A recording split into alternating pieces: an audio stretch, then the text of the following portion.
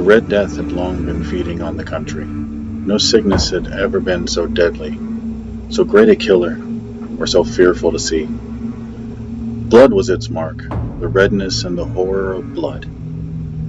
There were sharp pains and a sudden feeling that the mind was rushing in circles inside the head. Then there was a bleeding through the skin, though it was not cut or broken, and then death. The bright red spots upon the body, and especially upon the face of the sick man, made other men turn away from him, afraid to try and help, and the sickness lasted from the beginning to the end no more than half an hour. But Prospero, the ruler of that land, was happy and strong and wise. When half the people of his land had died, he called to him 1,000 healthy, happy friends, and with them went far away to live in one of his palaces. This was a large and beautiful stone building he had planned himself. A strong, high wall circled it. This wall had gates of iron. The gentlemen, after they had entered, brought fire to heat the iron of the gates, to make them close so firmly that nobody could open them. Here they could forget the sickness, the Red Death.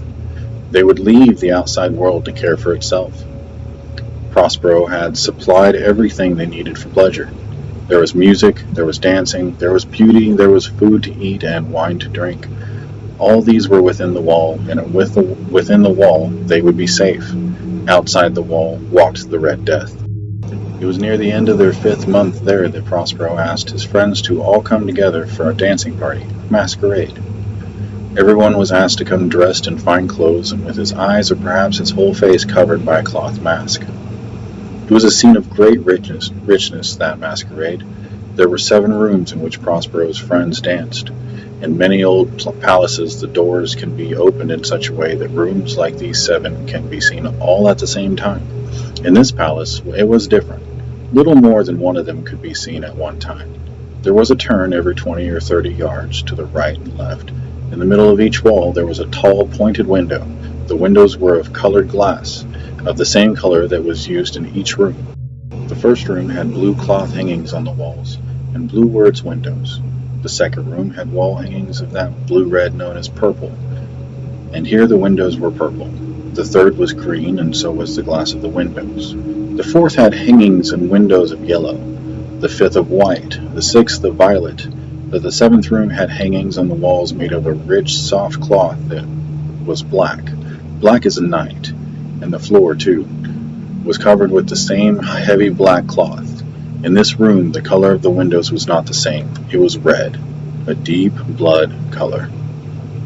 All the rooms were lighted through the outside windows. The resulting light was strange indeed, as they colored the shapes of the dancers. But the light that fell on the black hangings through the blood-colored glass was the most fearful of them all.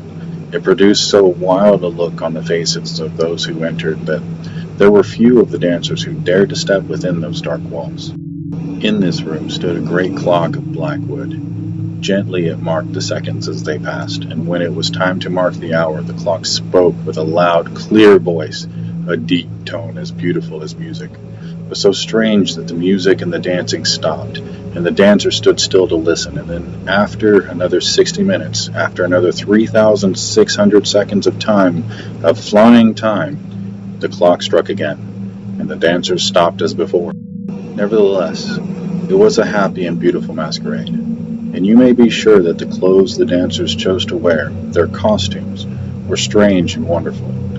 The dancers looked like the forms we might see in troubled dreams, and these, the dreams, danced softly through the rooms, taking the color of the rooms as they moved. It did not seem that their footsteps followed the music, but that the music rose from their steps.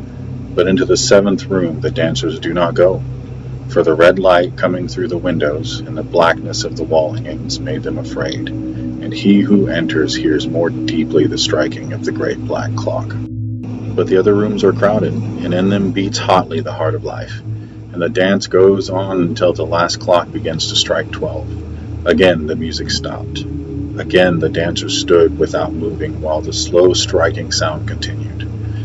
Before the clock was quiet again, many in the crowd saw that in the first room, the blue room, there was a masquerader who had not been seen before. As they talked softly to each other about him, a feeling of surprise spread through all the dancers, then a feeling of fear and of sickening horror. In such a group as this, only a very strange masquerader could have caused such a feeling, even among those who laugh at both life and death. Some matters cannot be laughed at. Everyone seemed now deeply to feel that the stranger should not have been allowed to come among them dressed in such clothes. He was tall and very thin, and covered from head to foot like a dead man prepared for the grave. The mask which covered his face, or was it really a mask? The mask which covered his face was so much like the face of a dead man that the nearest eye could not see the difference, and yet all this might have been acceptable. But the masquerader, whom nobody knew, had made himself look like the Red Death itself.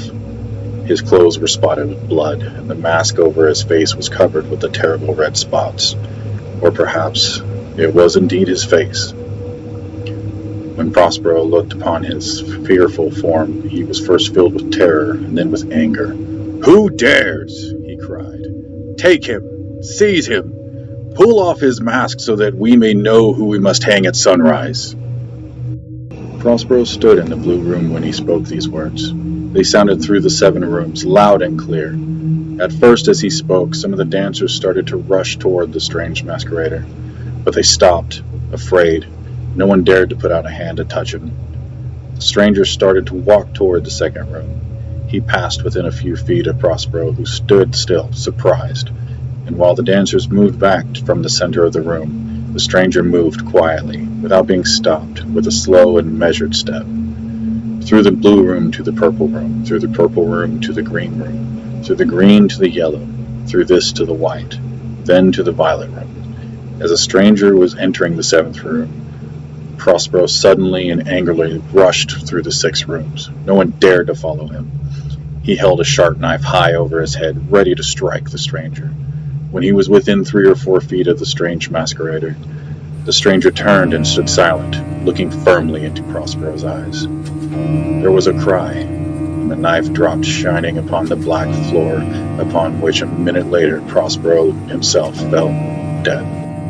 The dancers then rushed into the black room. The strongest of the men tried to hold the masquerader, whose tall form stood beside the black clock. But when they put their hands on him, they found inside the grave clothes no human form, no body, nothing. Now they knew it was the Red Death itself that had come in the night. One by one, the dancers fell, and each died as he fell, and the fires died, and the clock stopped. The darkness and decay and the Red Death ruled forever over all.